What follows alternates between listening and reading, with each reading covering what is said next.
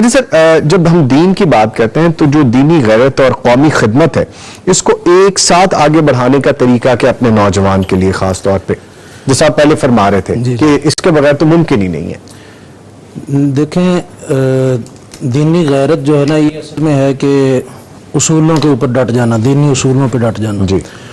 اور قومی خدمت جو ہے وہ بھی ہمارے ایمان کا تقاضا ہے، وہ ہے قوم کی فلاح و بہبود کے لیے کام کرنا. تو یہ دونوں بھی لازم و ملزوم ہی ہے.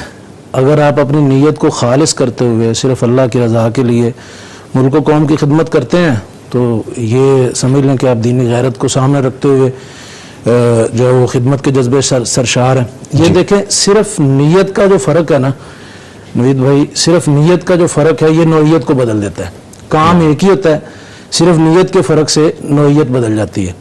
مثلا ایک عالم دین ہے، ایک طرف اسے العلماء ورثۃ الانبیاء کہا گیا ہے کہ انبیاء کے وارث ہیں، اور اسے 14ویں رات کے چاند کی طرح عام ستاروں پہ جیسے فضیلت ہے، یہ فضیلت بیان کی گئی ہے. دوسری جانب اسی عالم دین کو جو ہے وہ جہنم میں سب سے پہلے بھیجا جا رہا ہے.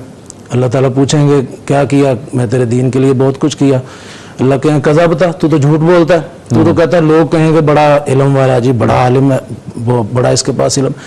تو فرق کہاں ہے؟ صرف نیت کا، ٹھیک، کہ اس نے جو ہے اپنی نیت کو لوگوں کی رضا کے لیے رکھا. اگر اللہ کی رضا کے لیے رکھتے تو وہی عالم جو ہے وہ نور کے ممبروں پہ بیٹھا ہوتا.